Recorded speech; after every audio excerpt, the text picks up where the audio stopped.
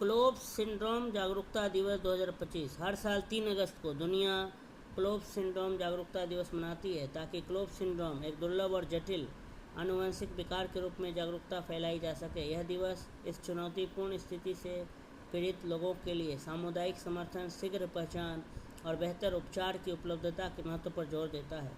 Cloves syndrome क्या है?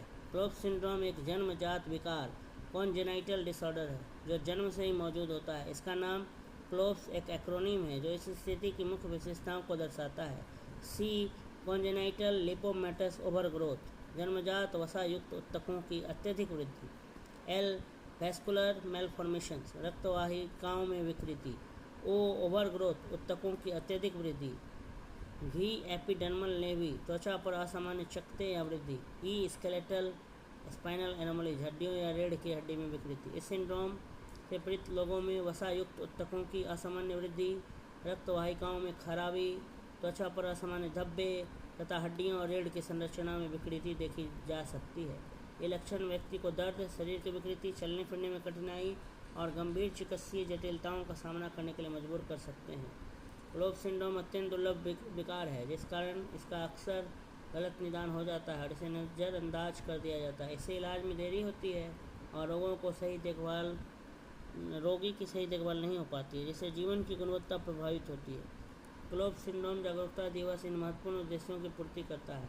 डॉक्टरों और देखभालकर्ताओं को इसके लक्षणों और संकेतों के बारे में शिक्षित करना, शीघ्र निदान को प्रोत्साहित करना ताकि समय रहते इलाज हो सके, उन्नत चिकित्सा पद्धतियों पर शोध को बढ़ावा देना, रोगियों और उनके परिवारों को समुदाय से जुड़ाव और सहयोग प्रदान करना। हालांकि प्रत्येक रोगी में लक्षण अलग अलग हो सकते हैं।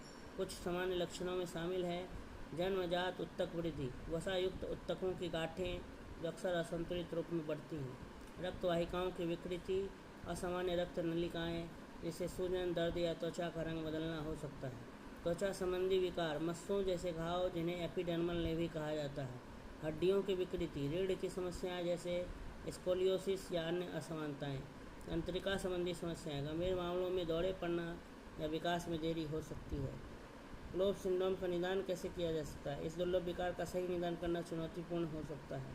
सटीक निदान के लिए निम्नलिखित प्रक्रियाएं अपनाई जाती हैं। विशेषज्ञों द्वारा नैदानिक मूल्यांकन, इमेजिंग जाँच, जेनेटिक टेस्टिंग। चूँकि यह विकार अन्य बीमारियों से मिलता जुलता है इसलिए विशेषीकृत चिकित्सा संस्थानों में विशेषज्ञ देखभाल आवश्यक होती है। हालांकि अभी तक क्लोव्स सिंड्रोम का कोई अस्थायी इलाज नहीं है, लेकिन आधुनिक चिकित्सा इसके लक्षणों को नियंत्रित करने और जीवन की गुणवत्ता सुधारने में मदद करती है। सर्जरी, इंटरवेंशनल रेडियोलॉजी, दवाइयाँ, फिजिकल थेरेपी, मल्टी